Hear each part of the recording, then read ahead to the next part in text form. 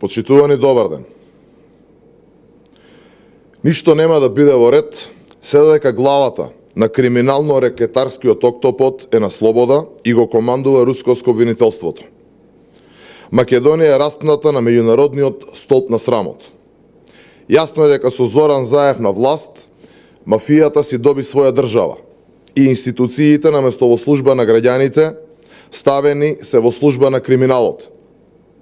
Секој честен граѓанин на Република Македонија е огорчен од ова што го гледаме и слушаме секојдневно. Третиот чин од овој крими филм на власта целосно ги разголува и Зоран Заев и неговата штитеничка Катица Јанева. Нема поголемо лицемерие од барањето на Заев правдата да излезе на виделина. Заев е жив фатен во криминал, и тоа не прв пат, и гледа само како да се спаси. Неговата штитеничка и соработничка Јанева лаже исто како и шефот Заев. Од најновиве снимки, секој може јасно да слушне колку Јанева разговара официјално и колку Јанева била во комуникација само поради истрагата. Еве, заради вакви криминали, Македонија е се подалег од Европската Унија. Почитувани, ако некој досега имаше било каква резерва за главата на рекетарско, политичко-обвинителскиот октопод, сега веќе на сите им е јасно. Од снимките станува јасно дека Зоран Заев е директно вмешан во уценувањето и изнунувањето на милионски изноци, се со цел да се прави пазар со правдата. Прво обвинетиот во рекет, лицето Бојан Јовановски, сега веќе познат како Боки Тредичи, јасно и гласно кажува дека има зборувано со Зоран Заев за целата операција. Тој покажува нивни заеднички приватни слики и кажува за чести заеднички средби. Ако сето ова го знаеле од обвинителството на Русковска и ако ова е дел од материјалите кои ги имаат како докази, зошто ја манипулираа јавноста дека демек еве Заев прв пријавил? Овој материјал посочува дека тој дури и да пријавил, тоа го сторил за да се спаси, бидејќи знаел дека постојат докази за негова вмешаност во целата операција на Боки и Катица Јанева и веројатно и дал амин за истата да се реализира. Ако материјалите кои излегуваат во јавноста ги поседува обвинителството на Русковска, тогаш наместо на одмор и замрзнување на истрагата, таа досега требаше да даде налог Катица Јанева да биде приведена, а истото требаше да го направи и за Зоран Заев. Во ваква ситуација останува сомнежот дека целата истражна постапка, која наводно ја води обвинителството, е една голема фарса која има за цел да ги заштити високите функционери кои се дел од криминалот.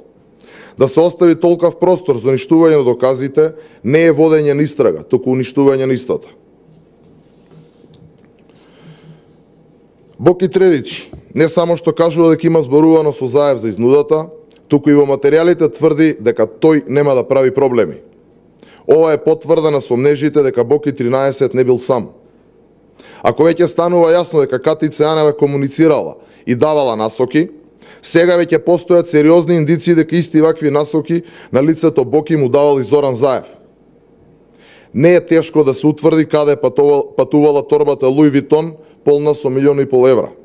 Преку базните станици лесно може да се утврди движењето на Боки и деновите пред да ја земе торбата, но и откако ја зел, само и само доколку постои волја за истото.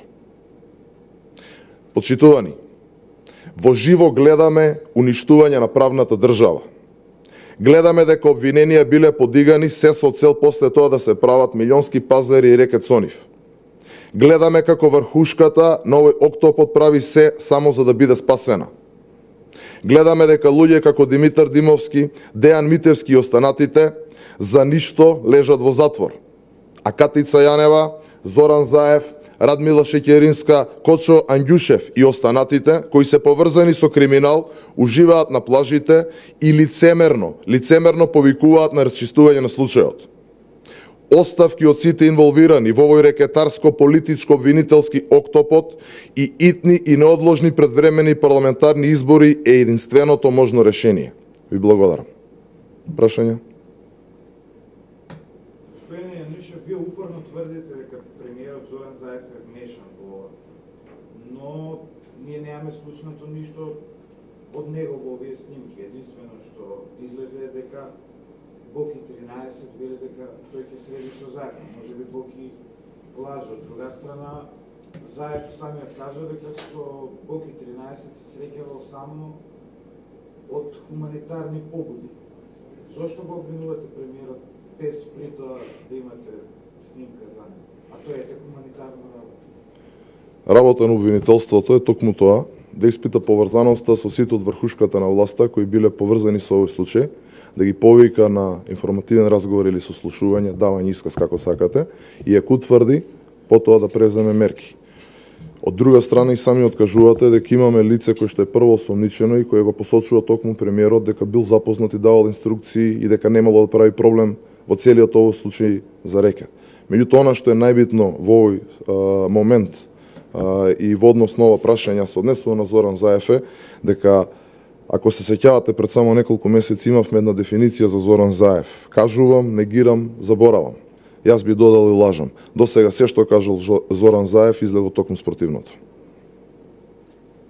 Кога Зоран Заев ги објавуваше снимките, после секоја објава на снимка или пресконференција по повод објава на снимка, гледавме реакција на опозицијската партија во смисла на повици, на протести против тогашната власт.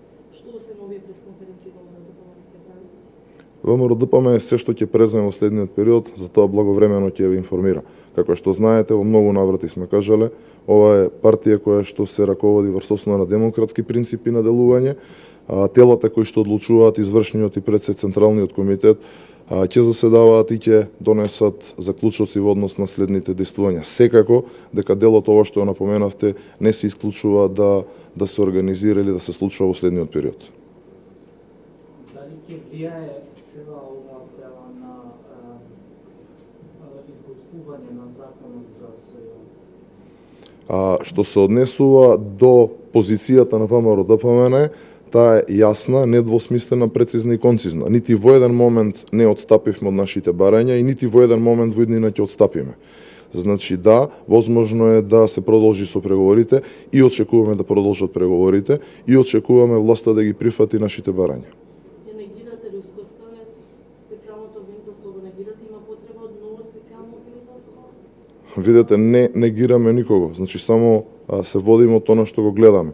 Јас вчера кажав, ако идејата да бидеме глуви и слепи при очи и уши, како што бевме во минатите неколку години, значи треба да заборавиме на тоа.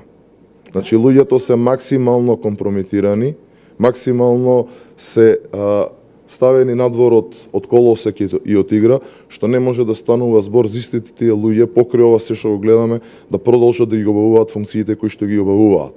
Не, воопшто не сметаме дека е потребно ново специјално или било какво друго обвинителство. Во оваа држава има устав, во оваа држава има закони и треба да почнеме да ги почитуваме сите. Начелото на одвоеност и единственост на судско-обвинителскиот систем, онака како што е предвидено судството и законите, треба да функционира. И тоа всушност го бараме и во однос на нашиот предлог за јавно обвинителство, субординација во истото, неприкосновеност, понудивме и финансиска независност на истото, значи останува само добрата волја на СДСМ и Зоран Заев, дали сакаат да имаме владење на правото и дали сакаме да имаме обвинителство по теркот на обвинителствата од развиените држави. Вашата партија ја поврзуваат со објавувањето на овие снимки. Имате ли некаква врска? Мислам дека е тотално депласирано повеќе да говори на темата. Во овој момент е апсолутно небитно кој ги објавува, како ги објавува, од која страна се дојдени. Значи имаме случај со милионски суми на рекет, каде што голем број на лица се вклучени, огромен број на бизнисмени биле рекетирани и сето тоа било организирано од страна на власта. Така да. Што го тврдите тоа дека сето тоа било организирано од страна на власт? Па ќе повторам уште еднаш. Глуви при уши, слепи при очи. Денеска видовме трет дел од продолжението. Ако тоа не се доволни индиции и не се доволни докази за да се продолжи понатаки со расчистување на случајот, да напоменам дека дипломатски представници од речиси сите релевантни светски сили повикуваат на итно и неодложно расчистување на случајот, тогаш можеме ние во Македонија да продолжиме да се правиме слепи и глуви. Благодарам.